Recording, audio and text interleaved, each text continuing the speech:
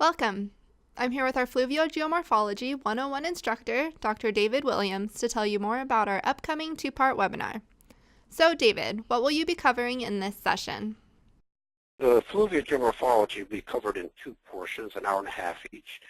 And the first part will be covering what is Fluvial Geomorphology, what are the terms in it, and what is the science. We'll talk about the river as a system, not as certain portions of a system, but the river as a whole system that makes up the watershed area. Then we'll talk about rain's relationship, which gives us an idea of if you do this to the water or sediment in a river itself, what is the response?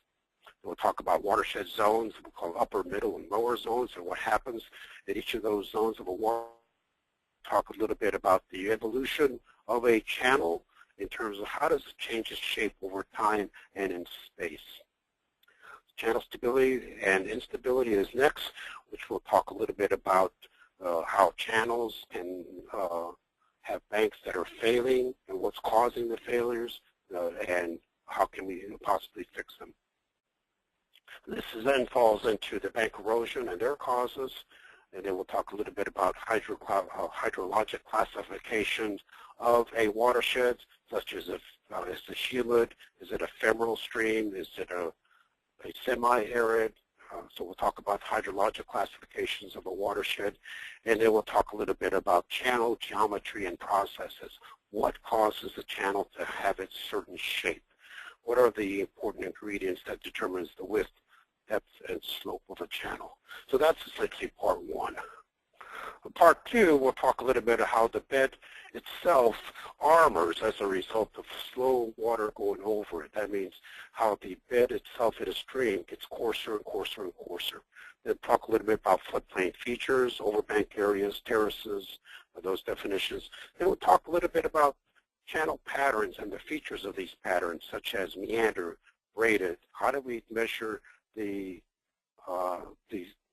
important facets of the meander patterns and their channel patterns. We'll talk a little bit then about stream classification systems, and this is where we'll go over very quickly the Rostian method for stream classification. We'll talk about information related to bank full indices, because identification of bank full conditions is a very important aspect of determining the features of a bank, features of a stream that is further used for that stream classification.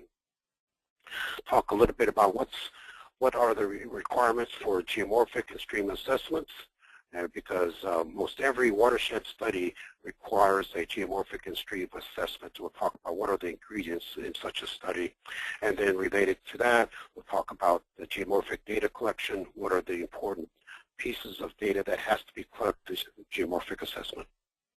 Great. Thanks, David. That's all we have time for right now. If you want to learn more from David, join us for our two-part Fluvial Geomorphology 101 webinar. You can register today for this webinar and his stream restoration webinar at foresteruniversity.net. And if you want to hear more from David, check out his other videos on our Forester U YouTube channel.